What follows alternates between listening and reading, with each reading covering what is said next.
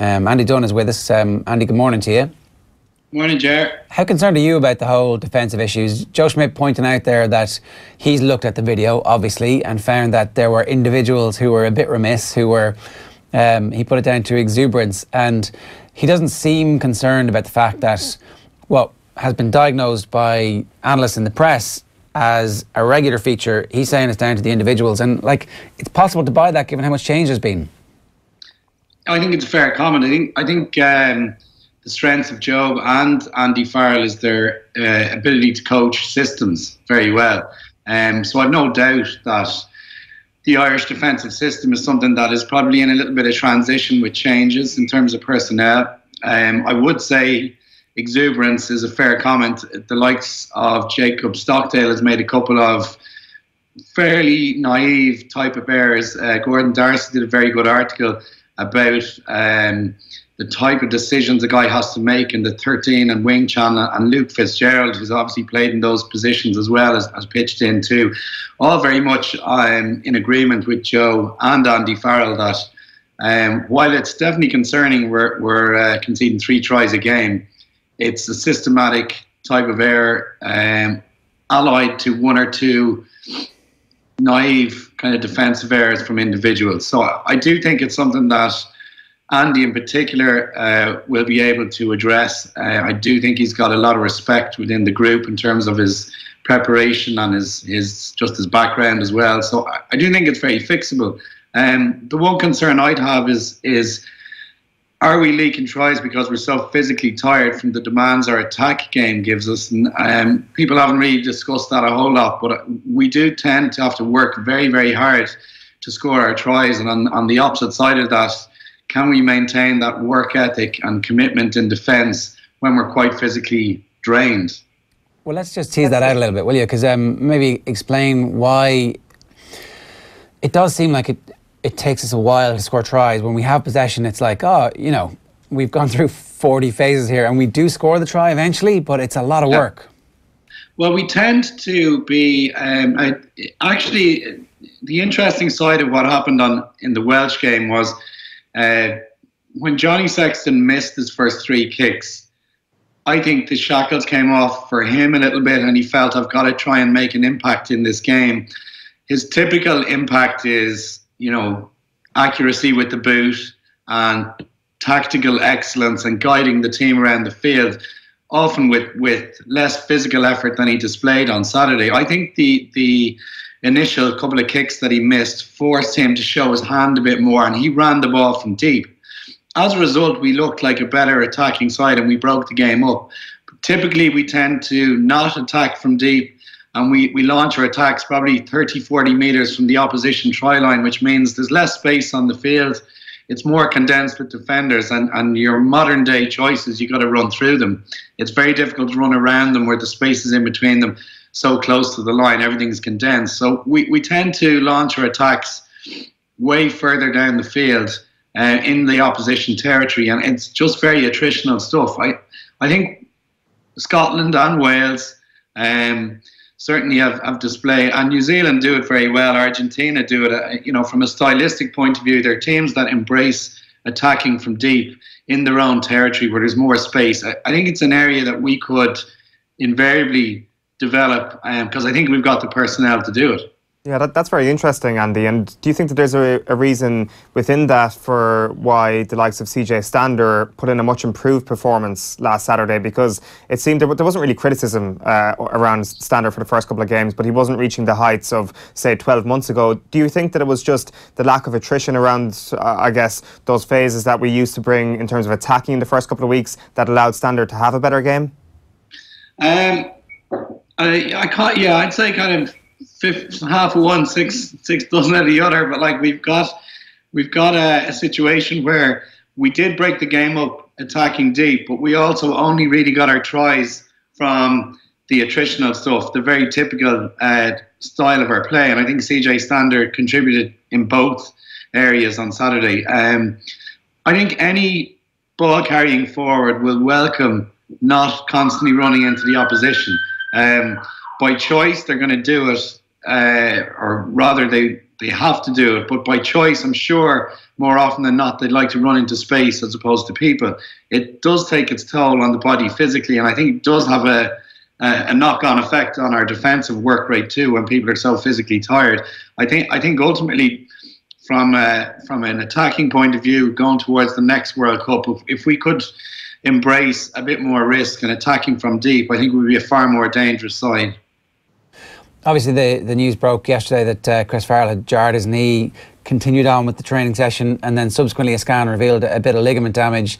It's obviously not great for him. He clearly was going to get an opportunity to back up his man of the match performance and was going to keep Gary Ringrose at bay. It's great for Gary Ringrose to get straight back into the team, but I think we all wanted to see Chris Farrell, you know, show exactly what he could do over the next couple of games, because he's a very different player really from Ringrose. Yeah, it's horribly unfortunate. You got to feel for the guy. He's earned his stripes. He's had difficulty at provincial level. He's gone outside of Ireland in order to earn respect and get game time, which he did. He had a huge contribution to Grenoble rugby for a couple of seasons, and now he's kind of forced his way into the Irish squad through regular availability and regular high-level performance. As soon as he gets his chance, he gets what seems like an innocuous type of injury in a kind of open to the public session. So it's terribly unfortunate for him. He is a different type of player, as you mentioned. He's very physical. He's 6'4". He's combative. He carries the ball very well. But I think his kind of unique selling point is that he's a really good distributor. And you can bring that into your attacking game twofold. He can be a target man. He can be the risk-averse, heavy ball carrier that Joe often tends to operate and like to use in midfield.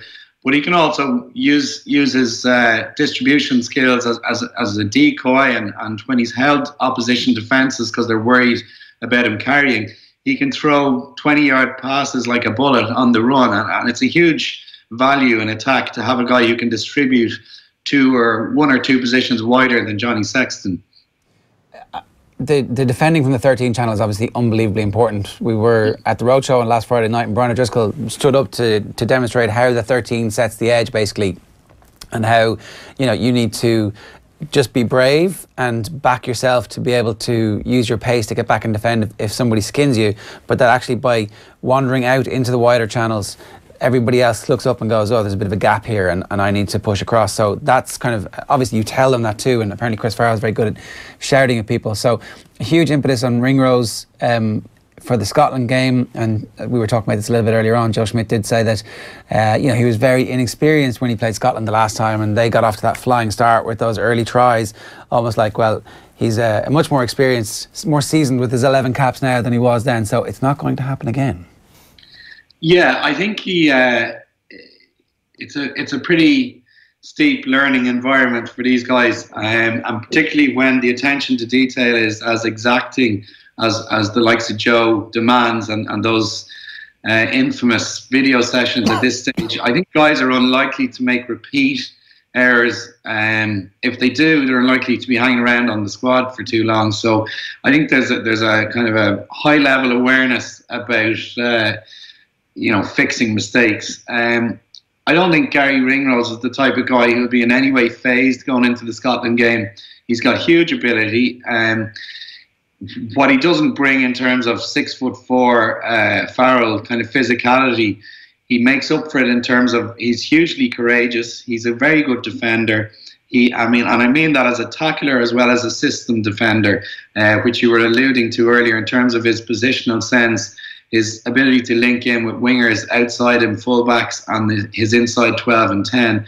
He's got that part of his game, and he's also got incredibly good footwork and evasion skills. So he's really got the whole package. He's just had is there any non-unfortunate injury timings? Like his was pretty unfortunate too, but I actually think he's the right call and will slot in fairly seamlessly back in against Scotland. And I think his 11 caps won't be an issue in terms of misreads or inexperience. I think the guy's got a lot of ability.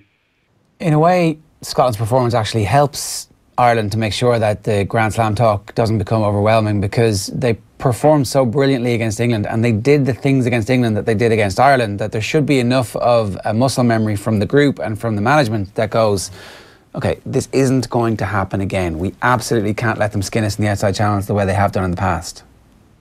Yeah, I covered the game last year for News Talk over in Edinburgh, and there was a real sense of shock there up in the gantry among the media about how we were dismantled in the first 25 minutes. Finn Russell, who's blown hot and cold this year in the Six Nations, took the ball to the line at pace and had these whip passes 20, 25 yards on the run, which are incredibly hard to defend. And we got caught very narrow in wide channels. We were very condensed. The defenders were standing very close together, and they got around us outside that 13 channel. The difficulty with going into Scotland again is the style that Gregor Townsend coaches is a bit like I mentioned earlier. I think an area, if we could go halfway to meet what they do, we'd be a really, really dangerous side on top of what we already are. But the Gregor Townsend style encourages players to offload and embraces risk deep within their own territory.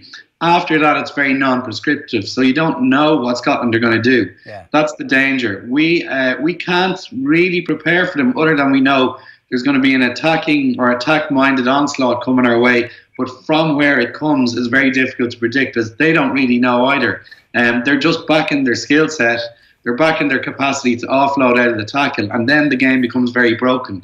And again, it's very hard to operate a good defensive system when the field has been broken up. And I think that's the kind of magic of Townsend's approach. He's beaten England and France in his first Six Nations, which has kind of gone under the radar. And it is worrying for us, because I don't think, even with Joe's style and Andy Farrell's style, they'll be a little on edge, because they can't really predict exactly what Scotland will do. Yeah, there was definitely a sense of around England in the middle of that match that they didn't quite know what was going on, that they were a little bit taken aback despite the things that you've pointed out there. And it is exactly that they kind of play off the cuff to a certain extent. And I wonder, like, from what you've seen over the years in the Joe Schmidt era, is he better when he knows exactly what's in front of him and he's a meticulous planner, or is he very good on the fly? Does he change things a lot at half-time in an accurate manner and respond quite a lot to what the team are doing? Because that would certainly be a very, very good thing to have in your locker going into the Scotland game. Well, I think absolutely Joe has that in his locker. I think most famously he coached the Heineken Cup, one of the greatest comebacks of all time, against Northampton. And one of the great stories to come out of that was how both the coaching team and the players worked together in a 15-minute window, under the bells of the stadium in Cardiff, and managed to change their strategy completely within 15 minutes and reverse, I think, a 19-point deficit in the Heineken Cup final. So Joe has that in his armoury, and so do the players on the field. I think where he has been maybe criticised, I think at times fairly, is he's been overly rigid with the Irish structure. He didn't do that as much back when he was winning European Cups with Leinster, and perhaps with less games a season and higher focus on being successful within the Six Nations, he's become a little bit more risk averse than his previous history. But I do think he has flexibility and a capacity to adapt at half time or to change tactics. So I think he'll be a little bit on edge. It's probably not his favourite preparation coming into games where he can't get 10 hours of video footage of a team run through their systems. He certainly won't get that with Scotland. So I think a lot of guys will be kind of sitting on the edge of their seats within the coaching team and the playing personnel. One last question about selection. We think, for the way that we understand these things, that Tadhg Furlong is going to be okay, that Ian Henderson is going to be okay. They come straight back into the team and Ringrose straight in at 13 and no other changes? Is that what happens? I think Ringrose is obviously fit, and I think it would be a straight swap selection, even though he's not aerobically match fit. He's certainly he's not injured, and he got through the Leinster game last week with relative ease. I think Henderson and Furlong, of those two, just based on their recent injury history, Henderson is the most likely to go straight back into the team, I would imagine. I'd be surprised if Furlong starts, because even if it's described as a grade 1 hamstring injury, the kind of tissue healing times for that type of injury is usually about 21 days at a minimum. And that's just arriving around the Scottish game. And, you know, I would operate more conservatively and maybe put him on the bench and bring him on. Porter obviously came through a stern test and did pretty well. And I'd err on the side of caution and probably protect Furlong that bit more. Obviously, it's not my call, but just, I suppose, as a physiotherapist, even a club player who's getting regular physio, tissue healing times are what they are. You can't cheat Mother Nature. So you've got a hamstring grade 1 tear. I'd be amazed if he comes straight back into the starting lineup. Okay, that makes sense. And who drops out from the second row? I mean, do you just say James Ryan is now first choice? The 2 performances so far have been absolutely sensational. Get him out there, or do you think you need Devin Toner? I think what we've done is unearthed a bit of a gem in James Ryan, and much like I think down the line the same will happen with Jordan Larmour. He's been protected a bit. I wouldn't be surprised if James Ryan gets a rest, later on in the championship, such as the Scottish game, maybe with one eye on the England game and a big impact there. But I don't see James Ryan suddenly being the incumbent starter for every international game. And obviously Toner's got a lot of experience, and Henderson is a British Lion. So it's great that we've unearthed Ryan. I think he's a huge find and a huge addition, but I wouldn't be surprised if he's the one who makes way, despite how good his performances have been. Andy, great stuff. Thanks a million for joining us this morning. Thanks, guys.